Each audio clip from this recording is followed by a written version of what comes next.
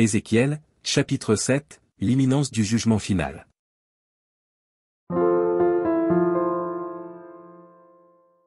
La parole de l'Éternel me fut adressée, en ces mots.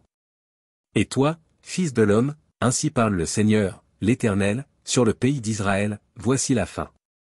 La fin vient sur les quatre extrémités du pays. Maintenant la fin vient sur toi, j'enverrai ma colère contre toi, je te jugerai selon tes voies, je te chargerai de toutes tes abominations. Mon œil sera pour toi sans pitié, et je n'aurai point de miséricorde, mais je te chargerai de tes voies, et tes abominations seront au milieu de toi, et vous saurez que je suis l'Éternel. Ainsi parle le Seigneur, l'Éternel, un malheur unique. Voici, il vient. La fin vient, elle se réveille contre toi. Voici, elle vient. Ton tour arrive, habitant du pays. Le temps vient, le jour approche, jour de trouble, et plus de cris de joie dans les montagnes. Maintenant je vais bientôt répandre ma fureur sur toi, assouvir sur toi ma colère, je te jugerai selon tes voies, je te chargerai de toutes tes abominations. Mon œil sera sans pitié, et je n'aurai point de miséricorde, je te chargerai de tes voies, et tes abominations seront au milieu de toi. Et vous saurez que je suis l'Éternel, celui qui frappe. Voici le jour. Voici, il vient. Le tour arrive. La verge fleurit. L'orgueil s'épanouit. La violence s'élève, pour servir de verge à la méchanceté, plus rien d'eux, de leur foule bruyante, de leur multitude. On ne se lamente pas sur eux. Le temps vient, le jour approche. Que l'acheteur ne se réjouisse pas, que le vendeur ne s'afflige pas. Car la colère éclate contre toute leur multitude. Non, le vendeur ne recouvrera pas ce qu'il a vendu, fût-il encore parmi les vivants, car la prophétie contre toute leur multitude ne sera pas révoquée, et à cause de son iniquité nul ne conservera sa vie.